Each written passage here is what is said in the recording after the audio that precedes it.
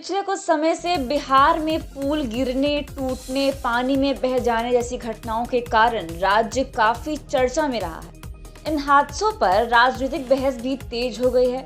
राजद प्रमुख लालू यादव और नेता प्रतिपक्ष तेजस्वी यादव ने सोशल मीडिया के माध्यम से इन घटनाओं पर राज्य सरकार, मुख्यमंत्री नीतीश कुमार, बीजेपी और जदयू पर तीखे हमले किए हैं। उन्होंने आरोप लगाया कि राज्य में शासन की विफलताओं के कारण ये घटनाएं हो रही हैं। जवाब में सत्ता पक्ष ने तेजस्वी यादव पर निशाना साधते हुए कहा कि जब वे मंत्री थे तब उनके विभाग में भ्रष्टाचार चरम पर था, जिसका नतीजा अब सामने आ रहा है।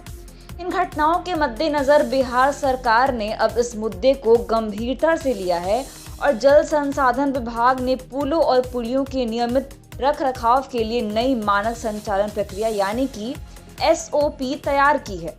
जल संसाधन मंत्री विजय कुमार चौधरी ने एक विशेष कार्यक्रम में इन SOP का विमोचन किया। उन्होंने कहा कि इन SOP का पालन करने से बाढ़ से सुरक्षा और नहर सिंचाई से जुड़े कार्यों का क्रियान्वयन तेज होगा। इन प्रक्रियाओं के आधार पर विभाग के क्षेत्रीय अधिकारियों को निर्णय लेने में अधिक सक्षम बनाया जाएगा, जिससे विभिन्न स्तरों पर स्वीकृति प्राप्त करने में लगने वाला समय भी कम होगा। मंत्री ने वरीय अधिकारियों को इन SOP के अनुपालन की नियमित निगरानी करने का भी निर्देश दिया है। मंत्री विजय चौधरी ने यह भी बताया कि वर्ष 2013 में जब वे इस विभाग में मंत्री थे तब बाढ़ प्रबंधन के लिए एक मानक संचालन प्रक्रिया तैयार की गई थी, जिसमें तेजी से निपटने के उपायों पर जोर दिया गया था। इस SOP की राष्ट्रीय स्तर पर प्रशंसा हुई थी और इससे बाढ़ और कटाव से निपटने में काफी मदद भी मिली थी।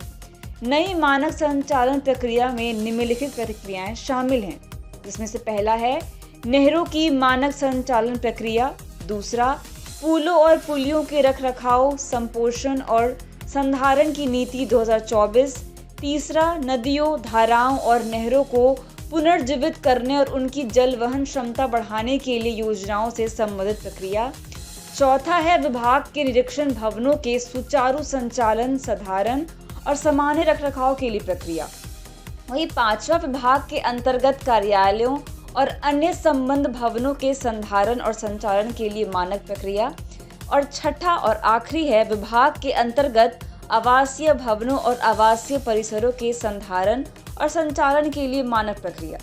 इस नई SOP का उद्देश्य यह सुनिश्चित करना है कि विभागीय कार्यों में समय की बचत हो और कार्य तेजी से और सुचारू रूप से हो सके। इसके माध्यम से विभागीय कार्यों में पारदर्शिता और जवाबदेही बढ़ाने की कोशिश की गई है, जिससे भविष्य में इस प्रकार की घटनाओं को रोका जा सके। इस प्रकार बिहार सरकार ने पुलों और पुलियों के रखरखाव के लिए एक ठोस योजना तैयार की है, जिसका क्रियान्वयन अब तेजी से होगा।